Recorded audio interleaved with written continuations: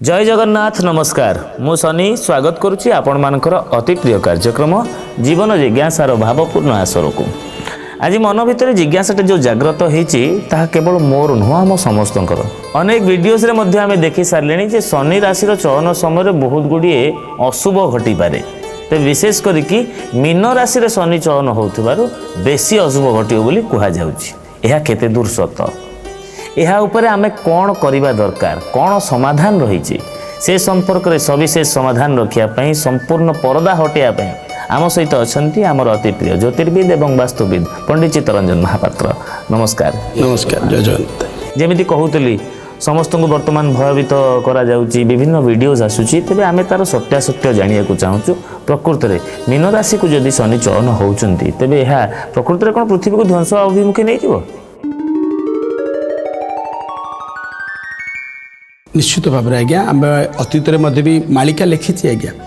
Mean Shani जो जीव आज्ञा मीन राशि जो शनि चलन हे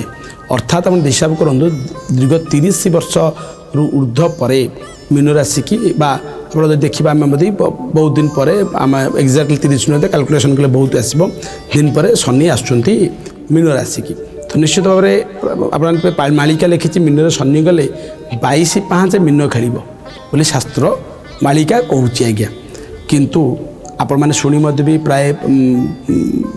सोशल मीडिया भाइराल रोचे आज्ञा पृथ्वी ध्वंस हो किए कहला समुद्र में माड़ी आसब किए कौन बात्या पवन में भासी जा मीन राशि शनि गले तो ये मुझे रखी जे मालिका ठीक लिखी आज्ञा मालिका खराब लिखी मीन को शनि किंतु किसी ग्रह संजोग भर अच्छी आज्ञा पर्टिकुलर मीन राशि शनि गले जे ए प्रकार विपद उपजीव ता नुहे आज्ञा गोटे पर्टिकुलर गोटे ग्रहर से समय मीन राशि शनि चलन होते आ पर्टिकुलर ग्रह स्थिति ए प्रकार गोटे गोटे गोटे स्थान में रे प्रभाव में पृथ्वी ध्वंस हम आम गोटे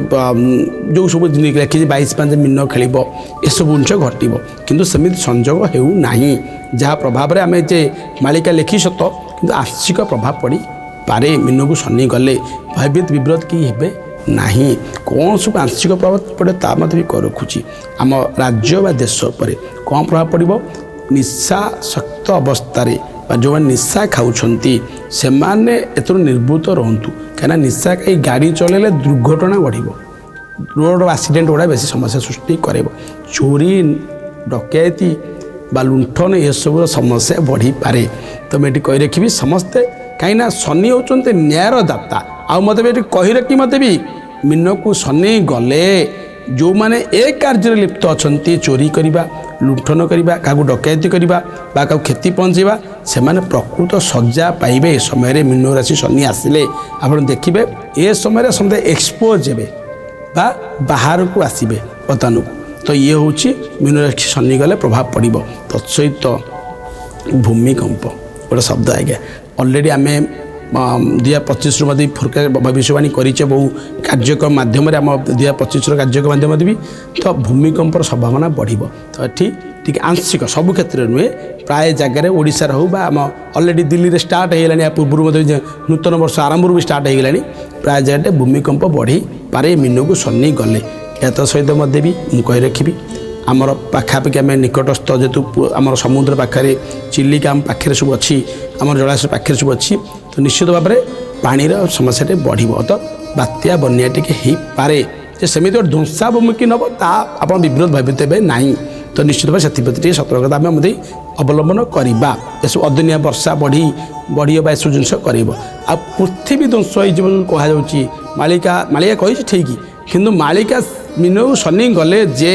लिखी से तो ग्रह संजोग हवा दरकार से संजोग है नहीं तो ये सब जिन भाइराल होची जे मीन खेलिए समुद्र मैंने आम बुड़ी जा समस्ते बासी जा आम साइक्लोन मरीजा समस्ते आम पृथ्वी ध्वंस हो आम मैंने रही ये सब जिन किसी मालिका ठीक लिखी कि दिने दिन हम कि सी संजोग आसब जेहेतु कली जुगर शेषार्थ से समय भी आसीपे आउ थे मीन शनि संजोग हम कली तो शरीर ना क्या तो से समय मध्य हो पारे आज्ञा सेमती ग्रह संजोग आगामी घटबनी बोली आम के प्रत्याख्यान करवानी आज्ञा किंतु वर्तमान समय आम आलोचना करवा जो 29 मार्च 2025 मसीहा रात्र 9:30 समय शनि जो मीन राशि पूर्वभाद्र नक्षत्र को जाऊँच तो ଶନିଙ୍କ ସେ ଦୃଷ୍ଟିକୋଣରୁ ବିଷୟ ଯେଉଁ ଭାଇରାଲ୍ ହେଉଛି ଯେ ଶନି ମାସରେ ଧ୍ୱଂସ ହୋଇଯିବ ବା ଆମେ ଗୋଟେ ଧ୍ୱଂସ ବିମୁଖୀ ଯିବ ବା ଏ ପୃଥିବୀ କ୍ଷେତ୍ରରେ ଯେଉଁ ଜୀବଜଗତ ଅଛି ନଷ୍ଟ ହୋଇଯିବ ବା ଧ୍ୱଂସ ହୋଇଯିବ ସେଇଟା ସମ୍ପୂର୍ଣ୍ଣ ଭାବେ ଗୁଜବ। ସେମିତି କିଛି ଗ୍ରହ ସଂଯୋଗ ବର୍ତ୍ତମାନ ସୃଷ୍ଟି ହେଇନାହିଁ। ମାଳିକା ସତ୍ୟ ଲେଖିଛି କିନ୍ତୁ କଳିଯୁଗର ବର୍ତ୍ତମାନ ସରିନି କଳିଯୁଗ ଯେ ସେମିତି କେବେ ଗ୍ରହ ସଂଯୋଗ ଆଗକୁ ମଧ୍ୟ ବି ହେଇପାରେ। ବର୍ତ୍ତମାନ ସମୟରେ ଯେ ସେମିତି ହେବନି ବୋଲି କିଛି ମାନେ ମଧ୍ୟ ବି ନାହିଁ, କାହିଁକି ନା କଳିଯୁଗ ସରିନି ଏପର୍ଯ୍ୟନ୍ତ। କଳିଯୁଗର ଶେଷ ଭାଗରେ ମାଳିକା ଲେଖିଛି ଯେ ମୀନକୁ ଶନି ଯିବେ ଏବଂ 22/5 ମୀନ ଖେଳିବ ଏବଂ ଏ ଗୋଟେ ପୃଥିବୀ ଧ୍ୱଂସାଭିମୁଖୀକୁ ଯିବ। ଯେ ଏଠି କହି ରଖିବା ଇଏ ଯେଉଁ ମୀନକୁ ଶନି ଗଲେ ଯେ ହେଇଯିବ ଧ୍ୱଂସ ତାହା ନୁହେଁ ଆଜ୍ଞା। କାହିଁକି କହିଲେ କଥା ନା ସେ ସଂଯୋଗ ହେଇନାହିଁ। ଖାଲି ମୀନକୁ ଶନି ଗଲେ ହେବନି, ଗୋଟେ ଗ୍ରହ ସଂଯୋଗର ଆବଶ୍ୟକ ଅଛି ଆଉ ଅନ୍ୟ ଗ୍ରହର ସଂଯୋଗ ହେବା ମଧ୍ୟ ଆବଶ୍ୟକ। ମୁଁ ଯେତିକି ଜାଣିଛି ମଧ୍ୟ ବି ଯେତିକି ରିସର୍ଚ୍ଚ କରିଛି ଯେତିକି ତାପରେ ଆମେ ଗବେଷଣା କରିଛେ ତ ସେମିତି ମୀନକୁ ଶନି ଯାଉଛନ୍ତି ବୋଲି ଯେ ବର୍ତ୍ତମାନ ସମୟରେ ଯେଉଁ ମୀନକୁ ଶନି ଯିବେ ଗୋଟେ ସେମିତି ଗ୍ରହ ସଂଯୋଗ ହେଇନାହିଁ ଯେ, କିନ୍ତୁ ଭବିଷ୍ୟତରେ ହେଇପାରେ। ମାଳିକା ସତ ମିଥ୍ୟା ହେବନି ଯେ ଆଗାମୀ ସମୟରେ ପୁଣି କଳିଯୁଗର ଶେଷ ପାଦରେ ପୁଣି ଯଦି ମୀନ ରାଶି ଶନି ଆସିବେ ସେମିତି ସଂଯୋଗ ହେବନି ବୋଲି କିଛି କହିପାରିବାନି ମଧ୍ୟ ଆମେ ମାନେ। କିନ୍ତୁ ବର୍ତ୍ତମାନ ଆମେ ଏତିକି କହିବା ଆଶ୍ୱସ୍ତିର ଖବର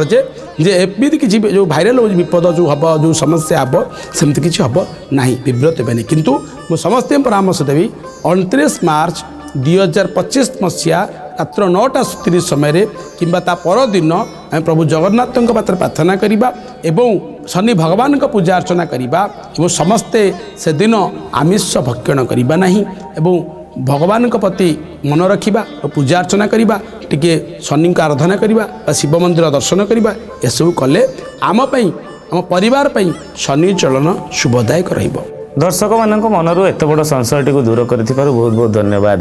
ତେବେ ନିହାତି ଭାବରେ ମୁଁ ମଧ୍ୟ ଆମ ଦର୍ଶକମାନଙ୍କୁ ଗୋଟିଏ ଅନୁରୋଧ କରିବାକୁ ଚାହିଁବି, କୌଣସି ଗୁଜବ ଉପରେ ବିଶ୍ୱାସ ନ କରିକି କେବଳ ସଠିକ୍ ତଥ୍ୟ ଉପରେ ନଜର ରଖନ୍ତୁ, ଗୁରୁତ୍ୱ ଦିଅନ୍ତୁ ଏବଂ ନିଜ ଜୀବନକୁ ଖୁସିମୟ କରନ୍ତୁ। ଜୀବନ ଜିଜ୍ଞାସାରେ ଆଜିର ଜିଜ୍ଞାସା ଉପରୁ ପରଦା ହଟି ସାରିଛି। ଏମିତିଆ କିଛି ଜିଜ୍ଞାସାମୂଳକ ପ୍ରଶ୍ନ ତାର ଅତି ସୁନ୍ଦର ସମାଧାନ ସହିତ ପୁଣି ଥରେ ଫେରି ଆସିବୁ ଜୀବନ ଜିଜ୍ଞାସା କାର୍ଯ୍ୟକ୍ରମ ନେଇ। ଆଜି ପାଇଁ ଏତିକି, ରହିଲୁ। ନମସ୍କାର। ନମସ୍କାର।